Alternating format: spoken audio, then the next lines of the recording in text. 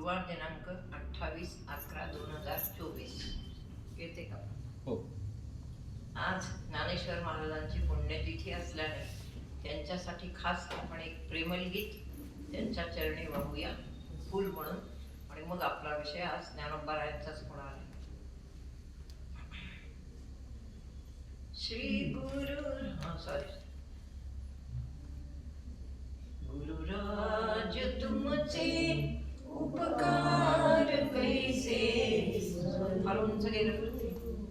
श्री गुरुराज तुमचे उपकार कैसे स्मरू, उपकार स्मरता अश्रू येती, उपकार स्मरता अश्रू येती, कसे त्यास मी आवरू.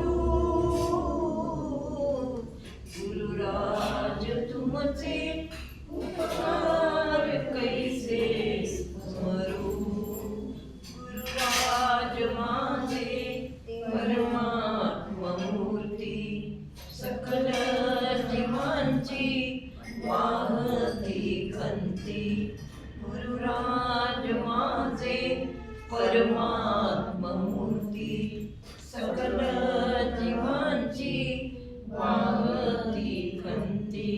म्हणूनच त्यांच्या या शुभद चरणी, म्हणूनच त्यांच्या या शुभद चरणी निश्चिम आपला भाव करू. गुरुराज तुमचे उपकार कैसे स्मरू, श्री गुरुराज तुमचे उपकार कैसे स्मरू. गुरुराज माझे तेज गभस्ती, विश्वाचे आचमन जणू की अगस्ती. गुरुराज माझे तेज गभस्ती, विश्वाचे आचमन जणू की अगस्ती. व्यापक त्यांच्या या विश्वरूपाचा, व्यापक त्यांच्या या विश्वरूपाचा अखंड आपण करू आदरू. गुरुराज तुमचे उपकार कैसे स्मरू, श्री गुरुराज तुमचे उपकार कैसे स्मरू. रक्षिले मजला प्रारब्धातूनी, सोडविले मरणांच्या यातनामधुनी. रक्षिले मजला प्रारब्धातूनी, सोडविले मरणांच्या यातनामधुनी. प्रेमल सुमने मंगल पूजन, प्रेमल सुमने मंगल पूजन. गुरुचरणी अंजली धरू. गुरुराज तुमचे उपकार कैसे स्मरू, श्री गुरुराज तुमचे उपकार कैसे स्मरू. उपकार स्मरता अश्रू येती, उपकार स्मरता अश्रू येती, कसे त्यास मी आवरू. गुरुराज तुमचे उपकार कैसे स्मरू, श्री गुरुराज तुमचे उपकार कैसे स्मरू. एक गीत आपण माऊलींना अर्पण केलेलं आहे. ज्ञानेश्वर माऊलींच्या पुण्यतिथी आहे. आपण जरी आळंदीला गेलो नाही तरी तिथेच आपली आळंदी आहे, लक्षात. जिथे आपले सद्गुरुनाथ समाधिस्थ आहेत तिथेच आपली आनंदी आहे. कारण ज्ञानेश्वर माऊली इथे पण प्रगट होतात वेळोवेळी, कळलं. म्हणून त्यांच्या चरणी आज एक प्रेमळ गीत अर्पण करून आपला अभ्यास जो आहे तो सुरू करायचा आहे. प्रेमळ गीत कधी सोडू नका. कोणी चाली येत नसेल तर समजावून घ्या, पूर्वीचे ऐका. कोणाकोणाकडे कॅसेट आहे किंवा काय काय आहे का याचं? नाही, मोबाईलवर आहे नाही. तुमच्याकडे पण किरणकडे मागा, किरणने दिले ती साईटच, वेबसाईट हे करून. बरं, अजून एखादं म्हणायचंय का तुमच्यासाठी? हा बरं,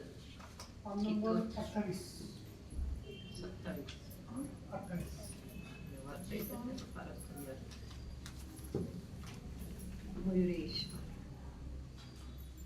सगळी प्रेमळ गीत आमचे सद्गुरू असताना आलेली आहे, कळलं तुम्हाला. सर्व प्रेमळ गीत म्हणजे सद्गुरूंचे उपकार किंवा सद्गुरूंना काय अर्पण करू इतकी जी अशी खूप उत्सुकता असते, त्यातून एक प्रेमळ गीत फुलं म्हणून अर्पण झालेली आहे. माझ्या सद्गुरूंच्या इतके उपकार कोणाचेच तुमच्यावर होणार नाही, म्हणजे माझे तुमच्यावर नाही येते आहेत.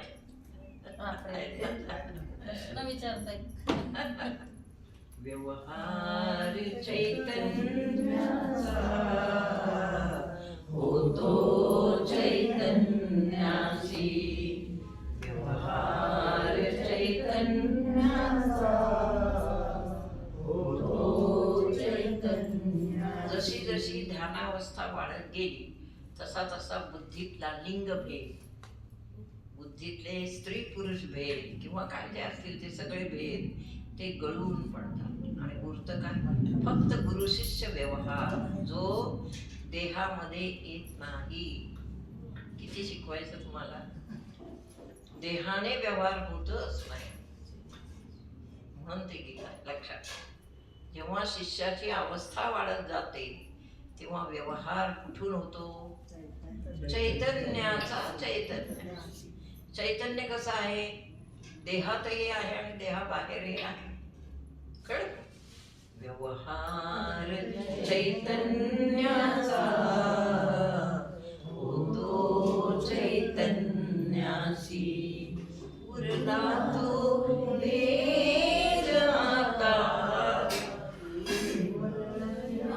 उरला तो भेद आता, केवल या नामासी. व्यवहार चैतन्याचा होतो चैतन्यासी. ज्ञानोबा ध्यानात आले म्हणजे कसा होतो ते सांगा. मिळून गेले लवणासागरी. समुद्र आहे, आपण गेले, एक माणूस आला म्हणजे मला मिठाच्या खाणी पाहिजे, म्हणलं शोध समुद्रात. तर त्याला समुद्रात कुठंच मीठ मिळालं नाही. का बरं सांगा? मीठ विरघळलेलं आहे तिथं. तसं सद्गुरूंच्या कृपेच्या पुढं शिष्य अत्यंत नम्र होत जात, म्हणजे विरघळून जात की त्यांच्यापेक्षा पुढे काही, म्हणजे आता हे नुसते शब्द आहेत पण वृत्ती जी आहे वागताना ती तशी होत जाते. म्हणून मग अशी गीतं प्रगट होतात. आता आपण कमलेशजींची पण गीतं ऐकत आहोत, छान छान आहे. आज तर पक्वानांनी काय झालं, पोटच इतकी पक्वान सुंदर सुंदर, खूपच छान. म्हणजे आपल्या माझ्या डोळ्यापुढं माझ्याच गुरुजींसारखंच झालं आपलं पण, की माझ्याच एका शिष्याने गीतं गावीत असा तो सोहळा पण मला महाराजांनी अनुभवायला दिला, असा त्याचा अर्थ. दिळुनी गेले लवण सागरी, सागर होऊन ठेले, सागर म्हणून उरले आता, सागर म्हणून उरले आता, आले त्या साम्याशी व्यवहार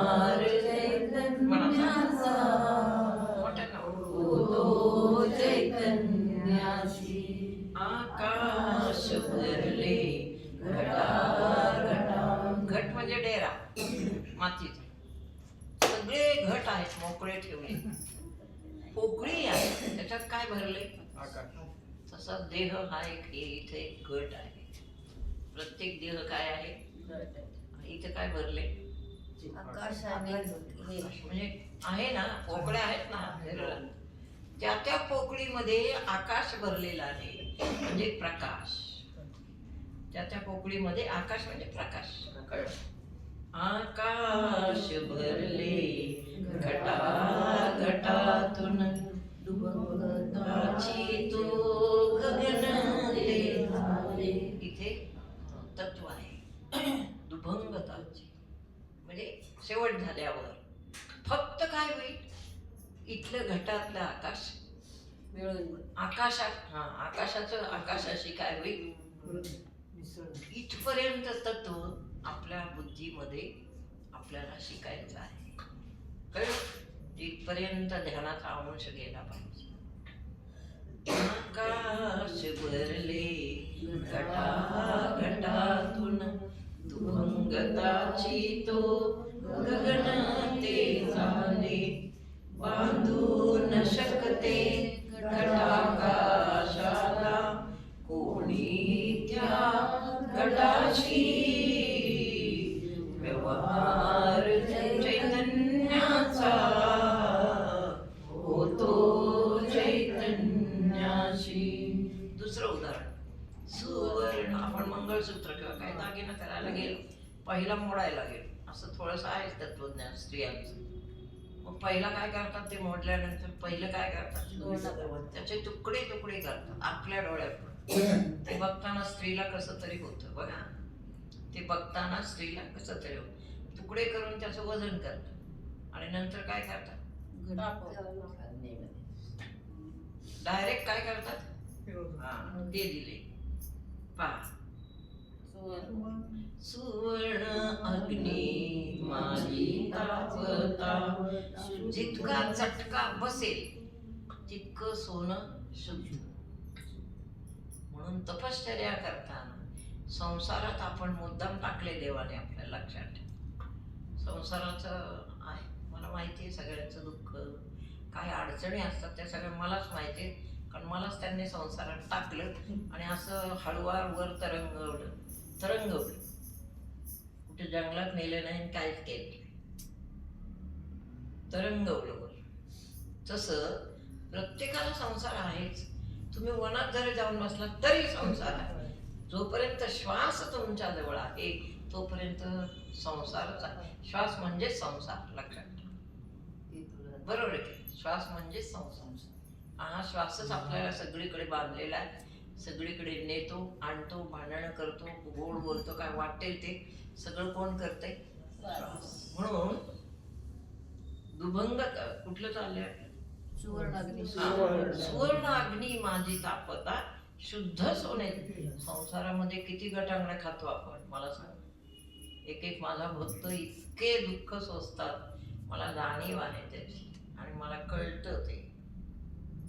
त्यावेळेस मी फक्त तुम्हाला काय पाठवत असते आशीर्वाद. तो निश्चित असतो तुमच्या पाठीशी. फक्त तुम्ही स्मरण करायचं सतत. यांना तर माहितीये मुग्धाला माहितीये यांना माहिती जोशीताईंना माहिती तुरंगेताईंना माहिती सर्वांना माहिती आहे. ज्यांना ज्यांना आता कठीण परिस्थितीतून चालले आहेत त्यांनी सगळ्यांनी लक्षात ठेवायचं की जितकी कठीण परिस्थिती क्षण तुम्हाला जवळ त्याच्यापेक्षा माझा आशीर्वाद जवळ. कठीण प्रसंग तिथं असेल तर आशीर्वाद इथं असेल. म्हणून डरना नाही.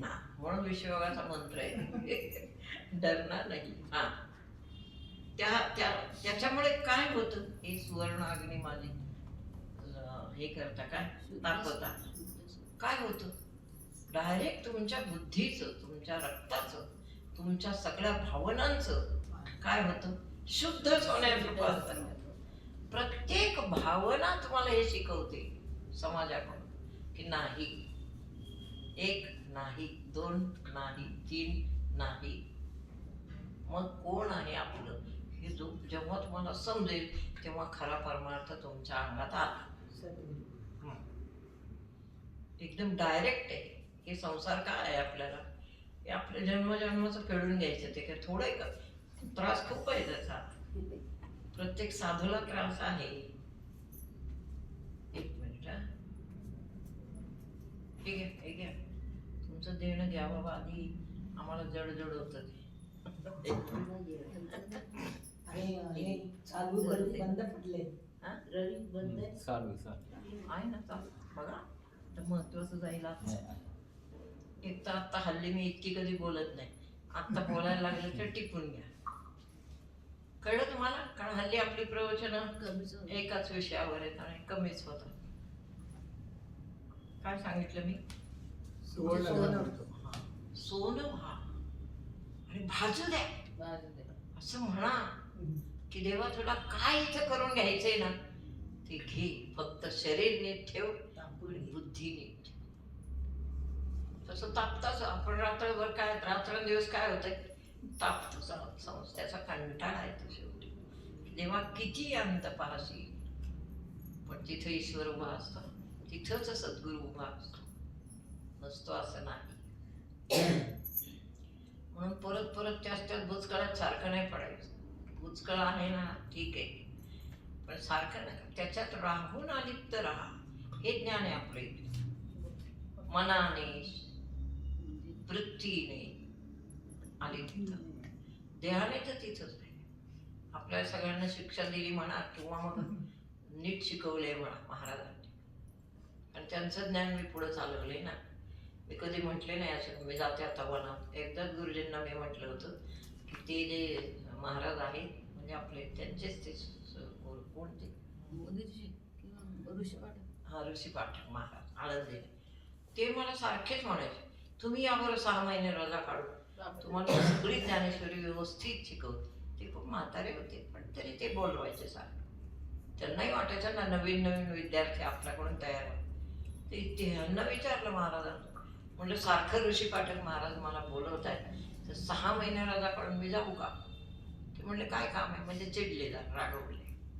गुरुजी रागवल्यावर प्राज्ञाच नाही कोणाची बोलायची. आम्ही तर बोलत नसतो. या आहेत साक्षीला. मी तर एक शब्द बोलायचे नाही. मग ते म्हणाले कशाला? मुलाबाळांच्यात राहून तुम्हाला सगळ्या विद्या शिकवल्या, मग काय हरकत आहे? मग तर मला आनंदच झाला. आपलं घरदार न सोडता आपल्याला जर विद्या मिळत असतील ते भाग्य आहे आपल्या सर्वांचं. लक्षात ठेवा. कुठल्याही मुलाला सोडायचं नाही, प्रेम कमी करायचं नाही, हसत खेळत जगायचं, माया हळूहळू कमी करायची. जोरात वाजवा. माया आपोआप कमी, या ज्ञानाने माया आपोआप कमी होती. माया म्हणजे आवरण, आनंद नाही. आनंदावरचं आवरण असतं ते कमी होतं. स्वच्छ आनंद जिथल्या तिथं ठेव. मूल निर्मळ हसलं तो आनंद घ्यायचा. कळत मग? माया वेगळी ना आनंद वेगळा. आनंद जिथल्या तिथं जपून घ्या वृत्तीमध्ये. मायेचं वेगळं आहे, हे तुम्हाला कळतं. आता मी काय जास्त फोडून सांगत नाही, ते तुम्हाला कळतं. किती वर्ष सारखा नातवंडासाठी नवस करायचा ते माझं मत असतं. जाऊ द्या, तुम्हाला नसेल पटत तर नाही.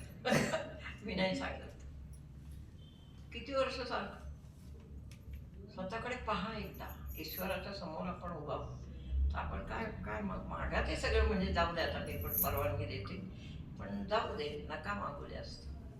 त्याचं लक्ष आहे आपल्याकडे असं समजा. तुमच्या नातवंडांकडे त्यांचं लक्ष आहे का नाही? ज्या घरात भक्त निर्माण होतो तिथे सर्वांवर लक्ष असतं. तुम्हाला खोटं वाटेल की फक्त तुमच्यावरच लक्ष आहे, असं नाही. ज्या घरात आपला भक्त आहे त्या घरातल्या सर्वांवर लक्ष आहे. काय म्हण बाई? सकळ जीवांचा करीतो सांभाळ, तेच ते. तुझं मोकळी नाही. सर्वांवर लक्ष असतं माहिती. तुम्ही प्रार्थना करायचा अवकाश की लक्ष असतं. म्हणून आवरण नको, स्वच्छ आनंद पाहिजे. तो जपून ठेवा बुद्धीमध्ये. म्हणजे परमात्मा एक दिवस तरी आपल्या जवळ येईल, आपल्याला प्रकाश दाखवेल, आपल्याला गती दाखवेल, आपल्याला आपली वृत्ती तन्मय होईल, काही ना काहीतरी अनुभव देईल. परमेश्वर पाहण्याची पद्धत आहे, त्याच्यासारखं झालं पाहिजे. का नको? त्याच्यासारखं नाही, काय नाही, काळं कुट्ट बसले, थर बसलाय बुद्धीवर, सगळ्या किरणांचा काळ्या कुट्ट. आपले तर नाही तसलं कोणी, पण सांग तसं असलं तर मग कसा दिसेल? परमेश्वराचं रूप आहे तेज आणि आपल्या बुद्धीचा आहे अंधार, मग कसं होईल? माया जी ना माया, त्याचा पहा स्वतःच्या बुद्धीमध्ये रमा, थोडं प्रश्न विचार. आपण माया करतो का कर्तव्य करतो? It is the truth. हा ते पहा, तुमचं तुम्ही पहा, मला काय करायचं. माया आहे का कर्तव्य आहे? माया आहे, मला माहिती का 60 वर्षापर्यंत झाली की माया. आता किती माया पुढं काय करायचं मायेच.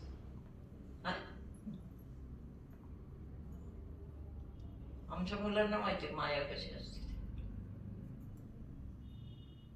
मी जर म्हटलं बाळा तू एकटा आहेस का, मी राहू का आज प्रवचनाला नाही जात? तो म्हणे नाही, तू पहिली प्रवचनाला जा, तुझे साधक वाट पाहतील, मी दरवाजा लावून बंद करून बसतो. त्याला म्हणतात हीच मुलं आपल्याला माया करूच नको, आत्ताची मुलं असं म्हणतात. Am I right? Am I correct? असं उलट गणित आहे. उलट गणित सुद्धा लक्षात घ्या. आणि ते ईश्वराने तुमच्यासाठी तयार केले घरात. उलटीच डोके फिरतात सगळे. ए बाई जास्त नको, मला टच करू नको, मला माया करू नको, तू मला काहीच देऊ नको, माझी मम्मी आल्यावर इट्स राईट. ते समजून घ्या तुम्ही, त्याचं दुःख करत बसू नका. दॅट इज फॉर आवर. हे लक्षात घ्या की कलियुगामध्ये आपण जन्माला आलो तरी आपल्याला शिकवणारी आपल्याच घरातली मंडळी आहेत. तुम्ही लक्षात घ्या, लहान मुलं सुद्धा. आपण म्हणतो बाळा तुला दूध देऊ का? नाही ग, देईल ग मम्मी आल्यावर, तू नको काय काळजी, मला चाल. आपलं स्वच्छ बसा, सुंदर बसा, शांत बसा आणि एकांतात जा. अशा वेळेस एकांत मिळतो बुद्धीला, तो लक्षात घ्यायचा. आता खोलीच्या एकांतात नाही, बुद्धीच्या एकांतात कर्म करायचं. लक्षात घ्या सर, खोलीचा एकांत मिळालाय, एकांतात राहून बुद्धी द्वैतात चालली सारखी. काय करायचं, कसं करायचं, काय काय करतो काय आता करू नका. एक वर फॅन लावा बरं. आता करूच नका काय, सगळं काय होतंय. यांना क्रियापद कळलं बरोबर, सगळं काही होत आहे. फार नको, सगळं काही होतंय. तुम्ही असलात तरी, तुम्ही नसलात तरी, हे समजावून घ्या. तुम्ही नसताना, आपण नसताना काही अडत नाही. म्हणजेच तुम्हाला शक्तीने परवानगी देऊन टाकली, तुम्ही तुमचाच अभ्यास करा, बाकी काहीच करू नका. Am I right? बरोबर आहे. असं आहे की नाही अनुभव? आणि काय कर्तव्य करावं लागतं तेवढं करा. किरण काय झालं, आर यू सिरियस? आता मागचा विचार सोडून दे, हे आहे. कळलं तुम्हाला? तोच अभ्यास आहे. मला हे सांगा, हे जे प्रॅक्टिकल अनुभव आहे तो अभ्यास आहे, आणि तो सद्गुरू तुमच्या पर्यंत आणून सोडतो. बाबा हे बघ आणि हे बघ, हा सूर्य, हा जयते, चला पुढे चला, असं आहे. म्हणून हे कडू आहे. सुवर्ण अग्नी माझी तापता, शुद्ध सोने ते मग अलंकार म्हणून उरले आता. कळलं? मग आपण काय गुण उरायचे? फक्त ईश्वराच्या गळ्यातले अलंकार. श्वास आता तिकडे लावायचा आहे, संकल्प तिकडे लावायचा, नात तिकडे लावायचं. त्याच्या पुढे छोट गुण तो सगळे आपल्या हौशी पूर्ण करेल. काय तुम्हाला पाहिजे ते. कळलं? ईश्वराशी नातं जोडा. देवा तूच माझा भाऊ आहेस, देवा तुम्हीच माझे वडील आहात, देवा सगळी नाती तो करतो. आणि अशा रीतीने तुमच्या एका छोट्याशा खोलीमध्ये तो तुम्हाला काहीच कमी पडू देत नाही. व्हॉट इज दिस, असा अनुभव येतो का पहा, उद्यापासून पहा, आज नसतंय. म्हणून मग या लेखिकेला अनुभव आला आणि शेवटी ती म्हणते आहे, ज्योतीस ज्योत ऐसी लावली. सद्गुरूंनी आपली ज्योत घेतली आणि शिष्याच्या ज्योतीला लावली. ज्योतीस ज्योत, इतके सगळे विचार करून करून करून आपण जेव्हा अलिप्त होतो तेव्हा सद्गुरू आपली ज्योत शिष्याच्या ज्योतीला लावतो आणि त्याला मुक्तीच्या प्रवासाकडे हळुवारानं सोडतो. ज्योतीस ज्योत ऐसी लावली. मला हा अनुभव आला आणि मी गीतात असं म्हटलं, कोणती पहिली आणि कोणती नंतर आहे तेच कळेना गुरुजी. त्यांनी याचा अर्थ विचारला, म्हणलं ज्योतीचं ज्योत ऐसी लावली, पहिली कोणते नंतरचे ते म्हणले, मग पणत्या लावतो आपण तेव्हा काय कळतं, देवाला दिवे लावले 5-7, आधी कोणता लावला नंतर कोणता तेच लक्षात येईल. तसं आधी कोणती, म्हणजे गुरु आधी का शिष्य आधी, इतकं ऐक्य होतं गुरु शिष्यांच्या स्वरूपामध्ये. शिष्य गुरूंच्या स्वरूपामध्ये म्हणजे आत्मस्वरूपामध्ये विरघळून जातो. विरघळणे ही क्रिया तुम्ही लक्षात ठेवा. आपण जे आहोत ना, आपण शरीराने नाही आहोत, म्हणजे आहात पण शरीराने नाही आता बुद्धीने चालायचंय सतत. आणि शरीर ज्याच्यात राबत असेल ना, ते राबून द्या कशाला, ते राबून त्याचं प्रारब्ध संपवायचंय आपल्याला. आता नाहीच आहे तुमच्यापैकी कोणाला प्रारब्ध असं मी म्हणते, असलं तरी ते राबू देत. दमल्यावर स्वस्थ बसा, दमल्यावर एक श्वास घेऊन प्रार्थना करा, त्याच्यात अशी दिव्य शक्ती येईल की ती सगळी थकवा काढून टाकेल.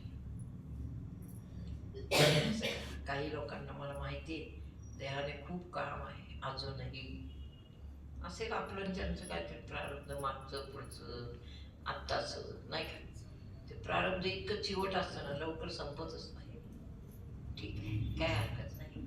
हा, तेव्हा मी काय सांगत होते, म्हणून ज्योतीला ज्योत लागली ना, तर पहिली कोणती हेच कळू नये, इथपर्यंत तन्मय व्हावं भगवंताशी किंवा सद्गुरूंच्या स्वरूपाशी. ज्योतीस ज्योत ऐसी लावली, आधी कोणती नंतर कोण, प्रेमल प्राण गुरु कृपेने प्रेमल. इथे गुरूंशी नाही मिळालो, विश्वासी मिळालो. गुरूंनी एवढं काम केलं की तू माझ्याशी नको एकरूप होऊन असते, विश्वासी एकरूप असा आशीर्वाद देऊन गेले. प्रेमल प्राण गुरु कृपेने मिळाला विश्व प्राणाशी, व्यवहार चैतन्याचा होतो चैतन्य. इथे चैतन्य आहे. चैतन्य म्हणजे काय सांगा, चैतन्य म्हणजे प्रकाश आहे, चैतन्य म्हणजे वायू आहे, चैतन्य म्हणजे नाद आहे. सगळे ईश्वराचे जे गुणधर्म आहेत ते सर्व इथं आहे. एवढं आपल्याला व्हायचंय. आत्ता मी खरं ज्ञानेश्वरांवर बोलण्यासाठी आज तोंड उघडलं तर हेच चालू झालं. एवढं आपल्याला व्हायचंय सर्वांनी. मला कुठं जायचंय, गाडीत बसलो, सद्गुरूंच्या गाडीत बसलोय, प्रवास कुठपर्यंत करायचा एवढं नीट लक्षात आलं स्वतः. म्हणजे स्वरूपापर्यंत जाईपर्यंत, तिथपर्यंत गेलो की आपलं स्टेशन आलं. पण तिथपर्यंत जा सर्व. काही नको कळू देत अवघड, फक्त एवढं म्हणा, माताजी मी तुमचे असं मला म्हणा ना, बस करा.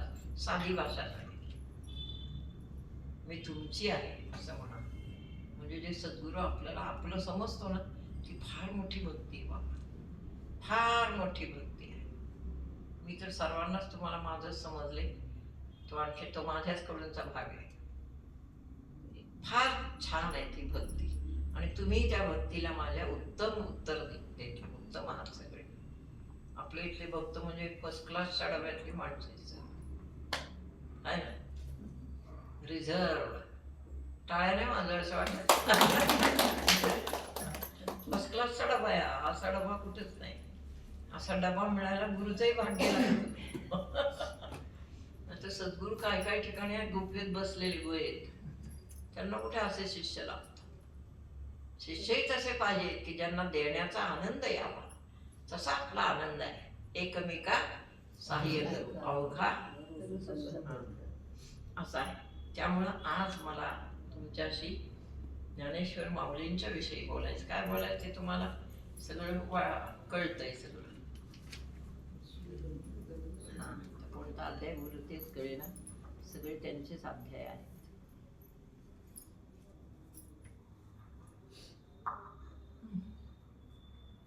ज्ञानोबरायांच्या समाधी आहे. म्हणजे समाधी होण्याला म्हणून आमच्या सद्गुरूंनी काय सांगितलं माहिती? समाधी याचा अर्थ सम अधिक धी. धी म्हणजे बुद्धी. बुद्धीची साम्य अवस्था म्हणजे समाधी. आणि ती जिवंतपणे घ्या. किती सुंदर आहे. हा सद्गुरू बहुतेक ज्ञानेश्वरांनीच पाठवला असावा. असा सद्गुरू जगात नाही, कुठंच नाही. कोणी बघा किती सद्गुरू बघा आले गेले आले गेले. किती सद्गुरूंनी काय काय शिकवलं असेल, पण असा सद्गुरू जगात नाही. पाहे पा दूध पवित्र आणि गोड, पासी त्वचेचे अपद्राळ, परंतु अवेरुनी गोचीड. ते अवेरुनी गोचीड. अशुद्ध काय ना सेवेची की गोचिडांचा विषय आपला विषय नाही. आमचे सगळे राजहंस आहे. ज्ञानोबरायांनी हे विषय काढलाय. श्रद्धाधाना अश्रद्धाधाना पुरुषा धर्मस्यास्य परंत अप्राप्य माम निवर्तन्ते मृत्यू संसार. जे श्रद्धाळू आहेत त्यांनी या प्रपंचाच्या व्यापातून किंवा जे जीवन आहे आपलं त्या जीवनातून मुक्त होण्यासाठी अर्जुना श्रद्धा, सद्गुरूंवर अमाप श्रद्धा हा विषय पहिला त्यांच्याजवळ लागतो. कळलं? बाकी काही नको, श्रद्धा आहे. काहीही झालं तरी सद्गुरूंवरची श्रद्धा उडता कामा नये. ज्यांचे असे उडत असेल क्षुल्लक कारणांनी त्यांचं काय आता सांगायचं. मी सांगत नाही, आपल्या इथं नाही तसं.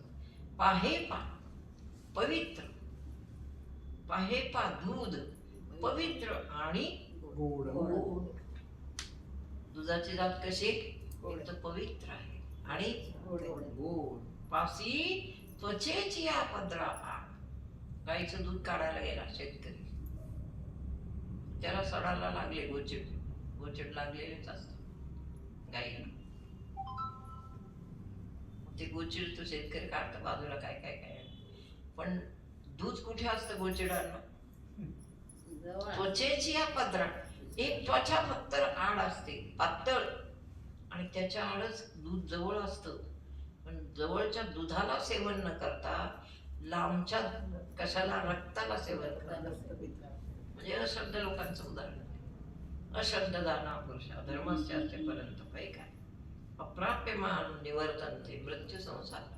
अर्जुना या मृत्यूच्या संसारामध्ये, मृत्यूरूप संसारामध्ये अप्राप्य मी अवघड आहे मिळणं. देव काय सांगतात? मी अवघड आहे पण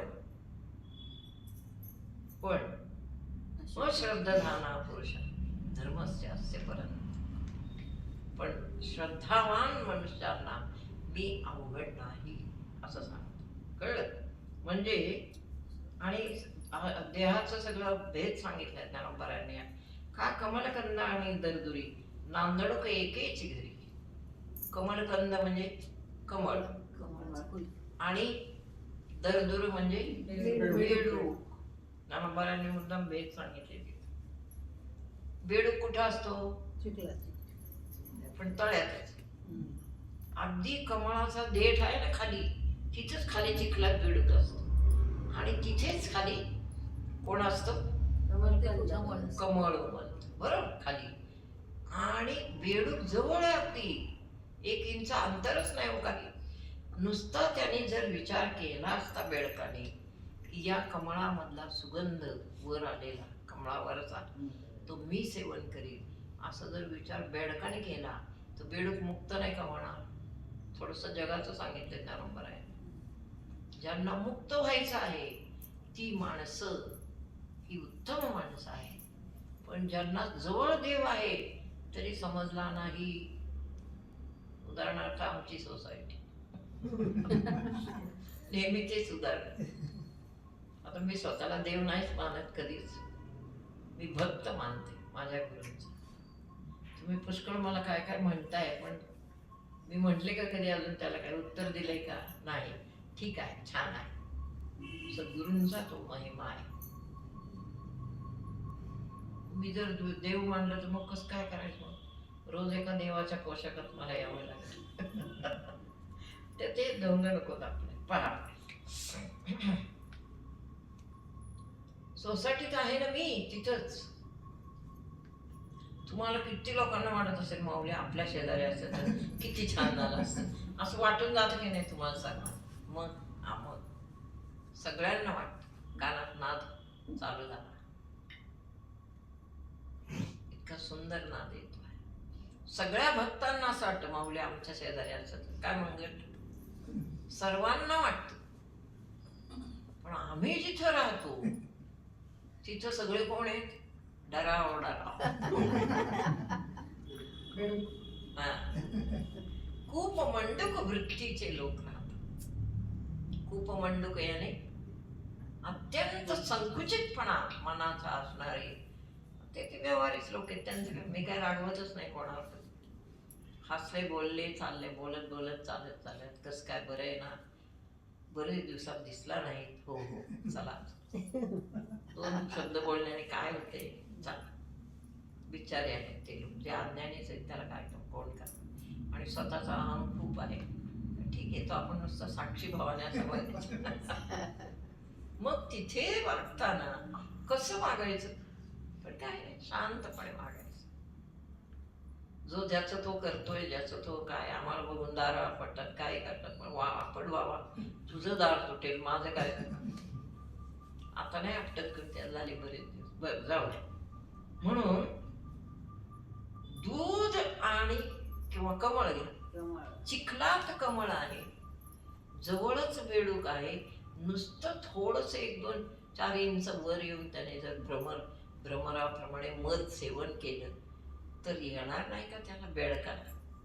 पण नाही, भुंगा जो असतो ना, भुंगा तो लांबून येतो, कित्येक किलोमीटर वर त्याला या कमळाचा वास जातो, तिथून तो येतो आणि कमळावर बसून त्याचा काय मकरंद सेवन करतो. तो छंद छंद छंद काय ते हेही छंद मकरंद, असं तो मकरंद सेवन करतो. कुठून आला म्हणले तर म्हणले नाही, फार लागतो. पण त्या भृंगाला म्हणजे भुंग्याला केवळ आणि केवळ एकच ध्येय आहे की मला कमळातलं मकरंद पाहिजे. पाहिजे म्हणजे पाहिजे, आवडतंय. ज्यांना मकरंदच खायची सवय लागली ते कधीही बाकीचं खाणार नाही. तसं सगळ्या सत्शिष्यांना ज्ञानाचे मकरंद घ्यायची सवय पाहिजे. ती आपल्याकडे आहे सर्व. की मला फार तुमच्या त्या गुणाचं मला खूप कौतुक वाटतं की आमच्याकडे फक्त मकरंद आहे, बस करा. आमच्या सद्गुरूंना खूप त्याचा आनंद व्हायचा.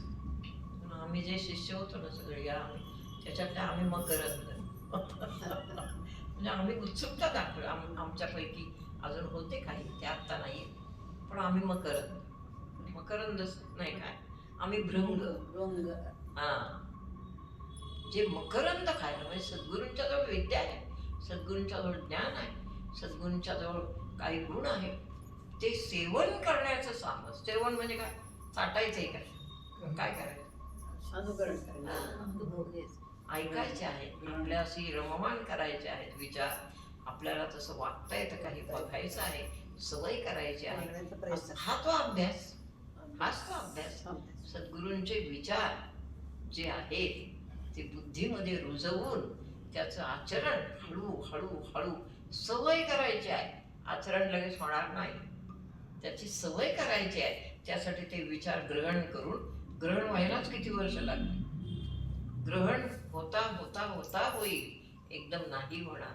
आता प्रवचन इथं ऐकलं, घरी गेलं विसरून. काय झालं? नाही, मंडईतून भाजी आणायची. जा. काय रवी, भाजी का आणे ना, ती आवश्यक गोष्ट आहे.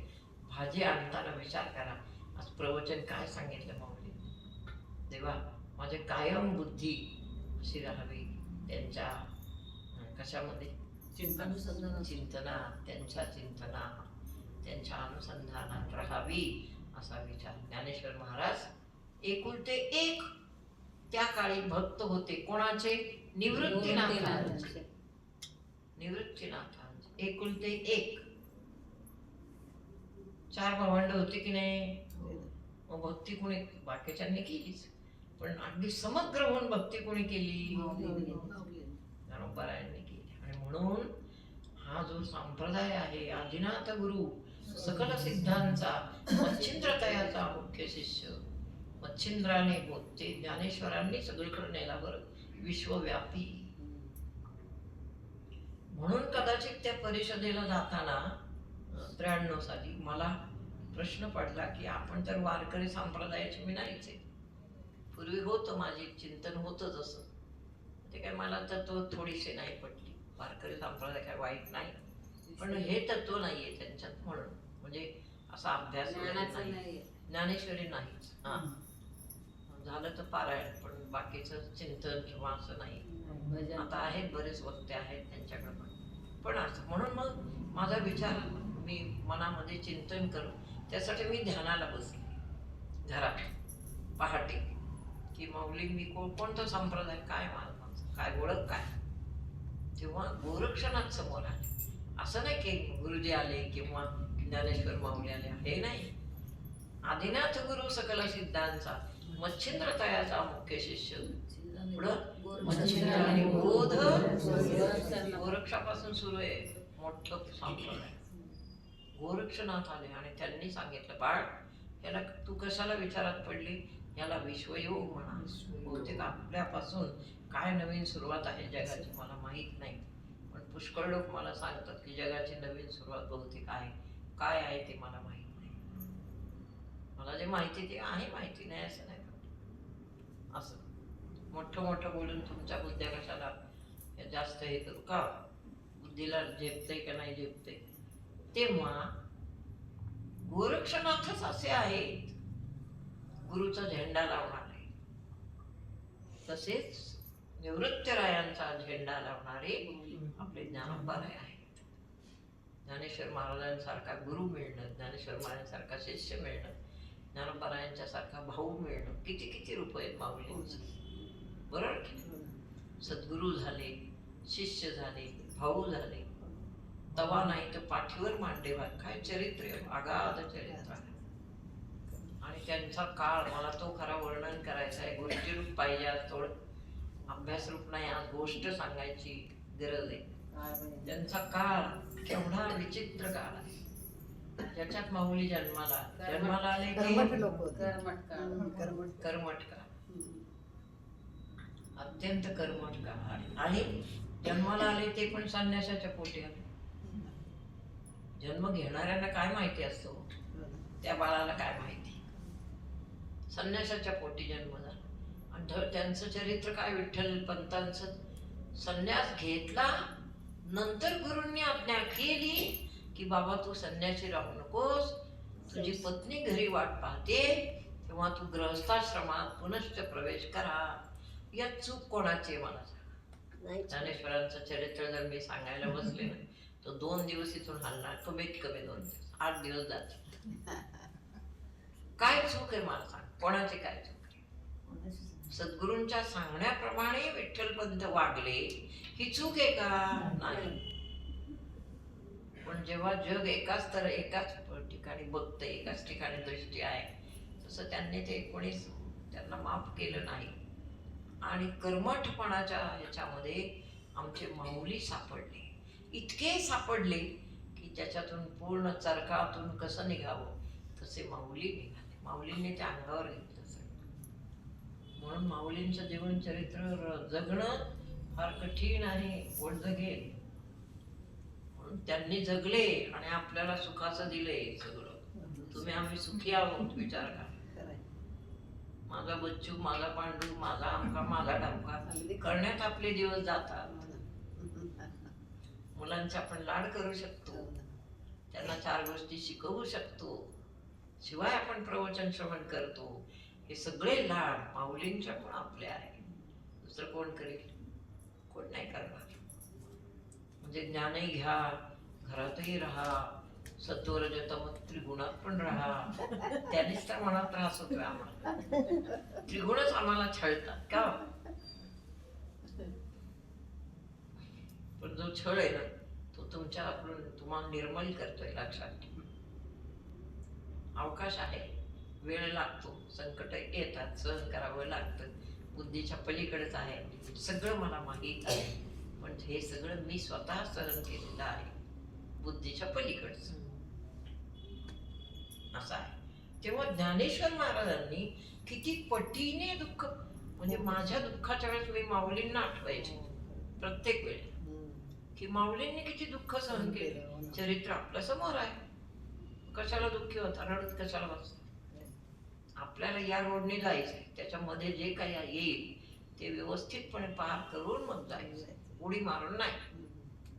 उडी मारलं तर कोण तुमचा वाली नाही, आणि इकडे तिकडे उड्या मारला तर मुळीच नाही. इकडे तिकडे म्हणजे हा गुरु तो गुरु तो गुरु, तसं आपल्याकडे कोणी नाही, तो भाग वेगळा.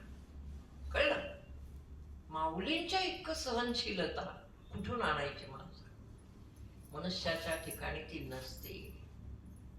आपण म्हणू माऊली माऊली, तसं नसतं. माऊली माऊली होत, तसं नसतं. जेव्हा मनुष्य जन्माला मनुष्य येतो तेव्हा तेच तेच त्रिगुण, तेच तेच सगळं भोगावं लागतं. म्हणून माऊली माऊली होते असं नाही म्हणायचं. माऊली झाले. सहनशीलतेमुळं लोकांनी त्यांना नाव दिलं, बाबा तू सगळ्या जगाची माऊली आहेस. इतका सोचतोस आणि परत करतो जगासाठी. त्यांनीच अपराध केले आणि त्यांनाच ज्ञान शिकवलं. That is the special. ते स्पेशल आहे. आणि शांत बोलले, असं चिडून पण बोलले नाही. चिडून काय बोलायचं? तुम्ही माझे अपराध केले, आता मी शिकवतो असं म्हणायचं. असं काय म्हणता येत नसतं ज्ञानामध्ये. ज्ञानाची एक उंची वेगळी असते. जे उंचीचं ज्ञान ज्याला समजलं त्याला असं करता येत नाही. हा छोटा, तो मोठा, हा माझा, तो त्यांचा, असं करता येत नाही. तो किती का आपल्याला रागवलेला असे ना, किती का त्याने पूर्वी अपराध केलेले असे ना, त्याला सहन म्हणजे त्याला समजावून घेणे हेच खरं आपलं कर्तव्य असतं. पण तो काय लेवलचा पेशन्स असतो? पेशन्स लेवलची नाहीच आहे, विदाउट लेवल. मर्यादेच्या पलीकडे तो पेशन्स विदाउट लेवल आहे. हो ना, हा पेशन्स मर्यादेच्या पलीकडचा आहे सगळं. फार सुंदर आहे. आपलं आता ज्ञानोबारायांचं चरित्र आपण ऐकतो, बरं वाटतं. ज्ञानोबारायांच्या सगळ्याच वाचतो, बरं वाटतं. पण जेव्हा माऊली होते, मी तर नेहमी या प्रसंगाचा नेहमी माझ्या डोळ्यापुढे येतं की माऊली झोळी घेऊन भिक्षा मागायला बाहेर पडलेत आळंदीमध्ये. तीच ही आळंदी आहे जी आत्ता गुणगान गाते. ठीक आहे, पण माऊली भिक्षेला बाहेर पडले झोळी घेऊन. भूक लागली मुलांना, माऊली हेच आई झाले, माऊली हेच वडील झाले. म्हणजे एवढेशेपणामध्ये जबाबदारी केवढी आली. भिक्षेला बाहेर पडले, भिक्षा मागितली. त्या व्यक्तीने, त्या बाईंनी भिक्षा दिली, पण दुसरी एक व्यक्ती आली. कोण? केतकी आली. दुसरी एक व्यक्ती आली घरातून. त्यांनी पाहिलं झोळीत भिक्षा, आणि आमच्याच बायकोने घातली. म्हणलं बरं, झोळी फाडली, टाकून दिली सर. झोळी फेकली आणि त्या झोळीत दगड भरले. मला प्रसंग फार फार कसा ते होतो. मला माझ्या अंतःकरणाला लागतं हे.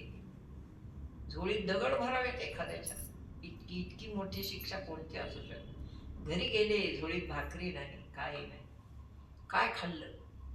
मग मुक्ताबाईला हे सत्य तुम्ही नीट लक्षात. मुक्ताबाईला शिकवलं, बाळा आज नाही मिळाली मधुकरी, मग श्वास घे जोरात. हा अभ्यास आहे आपला.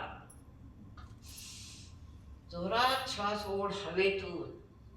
थोड्या वेळाने विचारलं, बाळा भागली का भूक तर तिने ढेकर दिला. तिने काय केलं? ढेकर दिला, जसं आता हेमंतबाईंनी दिला. तृप्त ढेकर आला.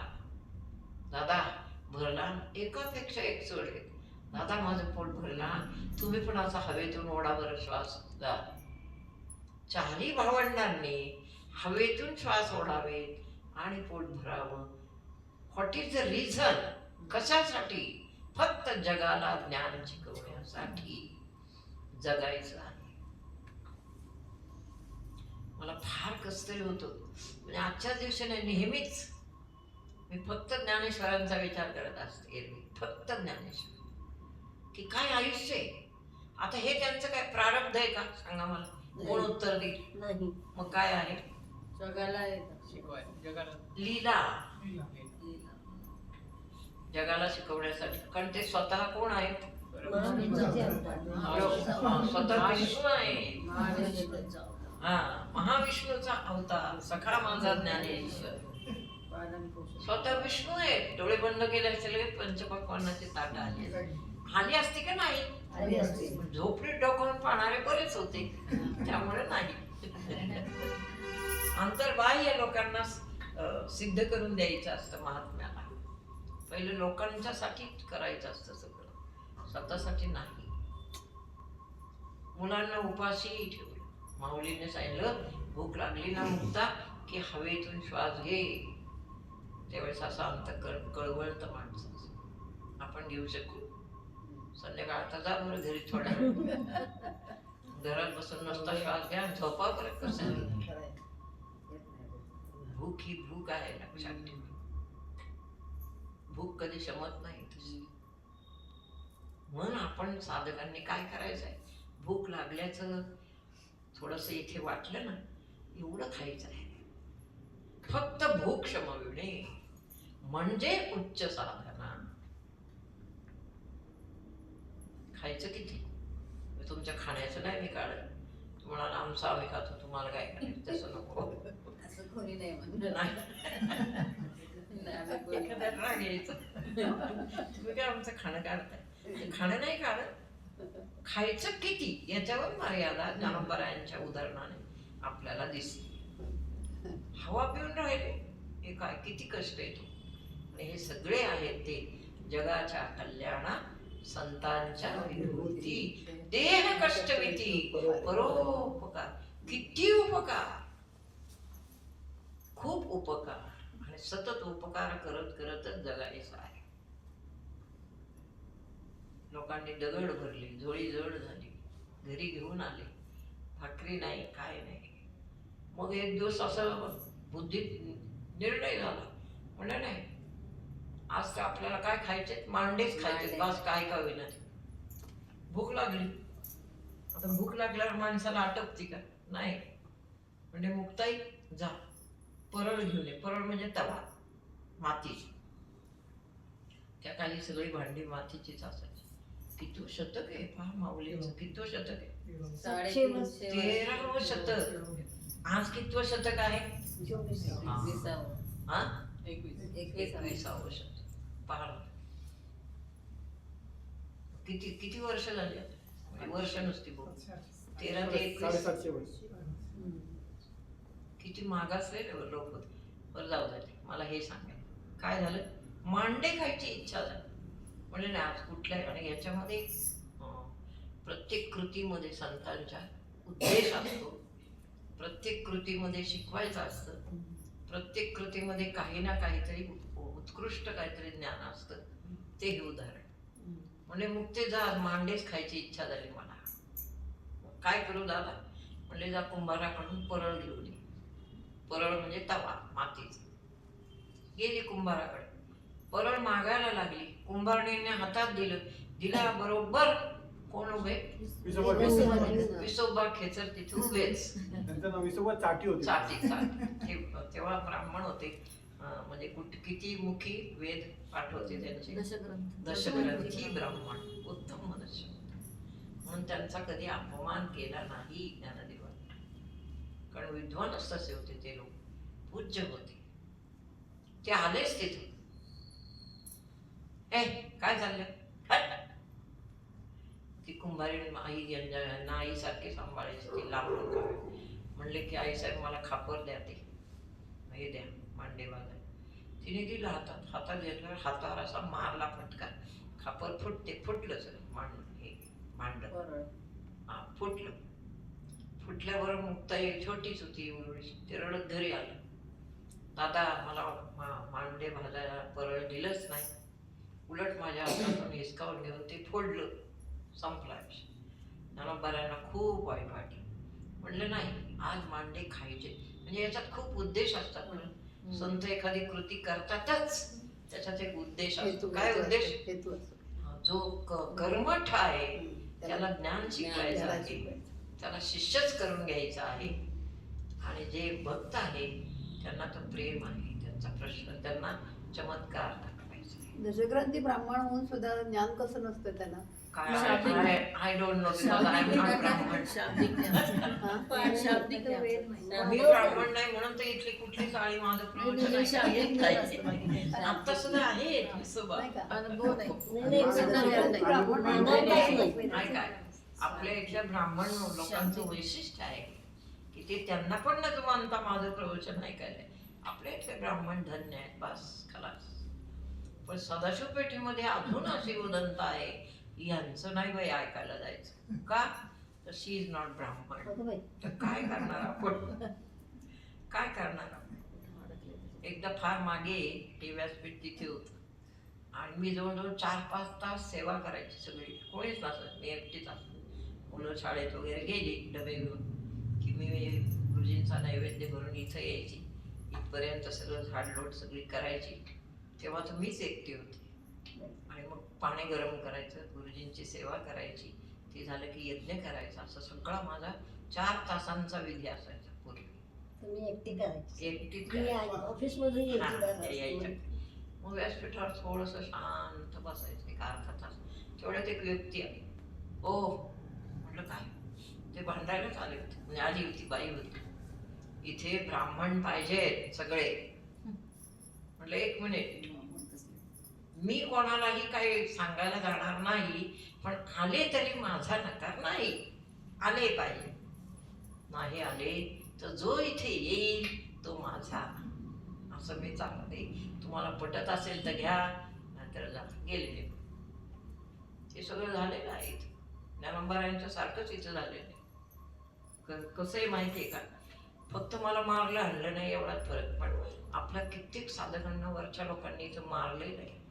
फटकन तोंडात ठेवून द्यायचे, काहीतरी निमित्त करायचे वगैरे खूप आहे. नाही असं नाही. मला कधीतरी विचारा प्रायव्हेटमध्ये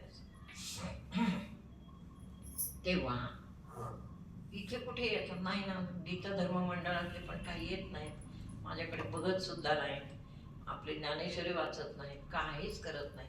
माझं वाङ्मय वाचत नाही. मग मला ते दुःख होतं आतून. पण जाऊन देत आता काय करणार. त्यांचं प्रारब्ध जर तिथंच अडकलं असेल तर आपण काय करणार. एक तिथं प्रोफेसर होते, ते गेले आता. काय आहेत काय माहीत नाही. नवीन आपला हॉल उघडला, आम्ही आनंदात होतो सगळं. मी इथं खालीच बसलेले, काही यज्ञ करत होते काय तरी. ते 11-12 वाजता इथं आले. मला म्हणाले की तुमच्याकडे ताई एक काम आहे. म्हटलं काय बाबा? मला आनंद व्हायचा कुणी आलं की. म्हणे मला ज्ञानेश्वरी शिकवा. म्हटलं म्हणजे सगळी ज्ञानेश्वरी का काय शिकायचं आहे? नाही म्हणले मला 6वा अध्याय शिकायचा. 6व्या अध्यायात तुमचं पांडित्य आहे हे मला माहीत आहे. म्हणजे कोण सांग, इकडे सगळं माहिती आहे, फक्त लांबून टाटा असं आहे. मग म्हणले मग काय शिकू? म्हणजे 6वा अध्याय शिकवा. अशा ठिकाणी माझी स्पर्धा आहे, त्या स्पर्धेला मला निवडले. आणि मला काही माहीत नाही 6वा अध्याय. आम्ही कधीच अभ्यासच नाही जगामध्ये. 6वा अध्याय कोणीच अभ्यास. मग त्यांना रोज इथं जवळजवळ 15-20 दिवस रोज त्या वेळेला बोलवलं, रोज 6वा अध्याय शिकवला, सगळं लिहून घेतलं. आणि त्यांचा स्पर्धेमध्ये 1ला नंबर आला. आम्हाला समजलं, आता शेजारीचे नाही का भिंतीच्या, समजलं. पण ते ग्रस्त अजून माझ्याकडे आले नाही की थँक्यू म्हणायला सुद्धा आले नाही. असं असतं. तेव्हा मुक्ताई परळ आणायला गेली आणि परळ मिळालं नाही. ज्ञानेश्वर माऊलींसारखंच झालं की हे. विसोबा खेचरांनी मांडे म्हणजे काय हो? मांडे म्हणजे आता आपण मोदक सारखं कसं मैद्याचं असतं असतं ना, पुरणाची मैद्याचं. पोळी. पुरणाची पोळीच करतात. पुरणाची पोळी. पुरणाची पोळी हो म्हणजे ते आपण हे करतो ते काय म्हणतो त्याला आतमध्ये सारण असतं, आतमध्ये सारण नाही, असतं. मांडे म्हणजे हा बरं पुरणाची पोळी सारखं. खानदेशात करतात बेळगावमध्ये करतात, बेळगावमध्ये. पण त्यात पुरण असतं का गणेश जत्रेमध्ये करतात. ते मी पातळ पाहिले. करतात एकदम आणि माठाच्या ते परळवालाच मागच्या बाजूला टाकतात. बरं थांबा. आता मी सांगते. माठावर ते करतात. मांडे बरं, ऐका, ऐका. तुझ्या बघायला मिळतं. हा, ते आपण बेळगावला करतात. हातावर करतो. भीमथडी जत्रेत पण मिळतं बघा. खानदेश खानदेश खास बेळगाव तर ते मांडे जे आहेत छोटी आकार ते खापर फार फुटलं. मोठी असते. त्यामुळे मांड्याचा तवा गेला. आता माऊलींना ती आली रडत रडत ते छोटच होते एवढं ते दोन्ही डोळे पुसतात काय झालं म्हणे मी घेतलं परळ हातात पण विसोबा चाटी त्यांचं आडनाव चाटी मग ते चाटी आले आणि त्यांनी फोडून टाकलं माझ्या हातातून घेतलं आणि खाली टाकून दिलं आणि रागवून मला परत पाठवलं म्हणजे मग ते रडू नकोस आपण काय अडाणी आहोत का आता हे खऱ्या गोष्टी आहेत मुक्ताबाई शक्ती आहे आणि हे महाराज कोण आहेत महाराज हे साक्षात ब्रह्म आहे ब्रह्म आणि शक्ती यांचा संवाद आहे नीट लक्षात घ्या ज्ञानोबारांचं चरित्र असं बघावं आज पुण्यतिथी आहे म्हणून एवढं झालं वेळोवेळी मी सांगेन तुम्हाला हा मग शक्तीने रडायचं सोंग घेतलं आणि स्वरूपाने रूपाने आनंदाचं सोंग घेतलं म्हणाले मुक्ते रडतेस काय वेड्यासारखी मी खाली वागतो आणि माझी पाठ तव्यापेक्षा जास्त गरम करतो तू त्याच्यावर मांडा भाज मग मुक्तीला आनंद झाला आणि झालं मग मांडे केले भाजले मांडे केले तेवढ्यात ती खिडकी होती छोटी झोपडीला ते खिडकीतून विसोबाचा तेच मग हे फोडलेले तिथून आले कशी काय करणार आहेत मांडे आता बघतो फजिती राहतील उपाशी मरू दे असे शब्द सतत सतत माऊलींना बोलणारे तिथं आले आणि त्या एवढ्याशा खिडकीतून पाहतात तो काय पाठीचा तवा झालाय आणि मुक्ताई आनंदाने मांडे भाजतीये आणि खाली ठेवते एवढी चवड लागली मांड्यांची चले जा दोन्हीही ब्रह्मतेजाची मुले आहेत लक्षात ठेव कोणतं तेज आहे यांनी ब्रह्मतेज इथून अग्नी उत्पन्न केला मुक्ताईचा आनंदाने शक्तिमान आणि शक्ती यांचा खेळ येतो बाबा मुक्ती शक्ती आहे आणि हे शक्तिमान आहे मग ते सगळे मांडे भाजले मस्तपैकी सुगंध सुटलाय विसोबा खेचर इथून बघतायत अशी खिडकीला हा हे काय झालं आता चमत्कार आहे झोपडीच्या दरवाजातून आत गेले आणि माऊलींचे चरण धरले तेव्हापासून विसोबा खेचर झाले हा खेचर खेचर खेचर म्हणजे काय? आकाश हे आकाश खे म्हणजे आकाश पुढं चर म्हणजे विहार करणे हा? चर म्हणजे विहार चर करणे म्हणजे आकाशात विहार. विहार करणे तो पुढं खेचर झाला म्हणजे त्याला इतका अभ्यास दिला मोठा इतके त्याच्यावर उपकार केले ही पण माऊलींची एक वेगळी कथा आहे वेगळा भाग आहे आयुष्याचा आपण एक एक भाग बोलू सद्गुरूच केलंय. मग ते मग काय ते खेचर फटीतून बघत होते खिडकीतून आणि हे दोघं बहीण भाऊ आनंदाने मांडे भाजत होते बाकीचे दोघं खात होते सगळाच आनंद ब्रह्मानंदम परमस्पदम केवलम ज्ञानमुक्ती द्वंद्वातीतम गगनसदृशम तत्त्वमस्यादिलक्ष्यम एकम नित्यम विमलम अचलम सर्वधी साक्षीभूतम भावातीतम त्रिगुणरहितम सद्गुरुदत्तम यांना काय करावा केवळ नमस्कार चला बरं आहे आपल्यासारखे आपणच दुसरं कोणीच नाही या जगामध्ये जितके आमचे ज्ञानेश्वर आहेत तितके अधिकारी आहेत भगवान विष्णू असून सुद्धा पृथ्वीवर भिक्षा मागितली अन्नाचा दाता आहे भगवान विष्णू एखादे म्हणले असते आपण म्हटलो असतो आपण विश्वासावर घेतो अन्न मागवतो अन्नपूर्णा येईल आपल्याला ताट देईल पटपट खाऊन धुवून बिवून ठेवून द्या असं आपण केला एवढं कशाला पृथ्वीवर असलं म्हणून काय झालं उपाशी कशाला राहायचं मला तर नेहमी वाटतं कधीतरी केले असेल माऊलींनी असं पण तसं चरित्रात नाही. कळलं? ज्ञानेश्वर महाराजांचं चरित्र म्हणजे अथांग सागर आहे. जेवढं पाहू तेवढं कमी आहे. आजच्या दिवशी एवढंच पुरेल. उरलेला भाग पुढच्या प्रवचनामध्ये किंवा स्पेशल एखादा दिवस ठेवायचा आणि त्या दिवशी ज्ञानेश्वरांचं चरित्र पुढे न्यायचं. पुंडलिक वरदा हरी विठ्ठल श्री ज्ञानदेव ज्ञानेश्वर माऊली. मगाशी ते चैतन्याची ते गीत चाललं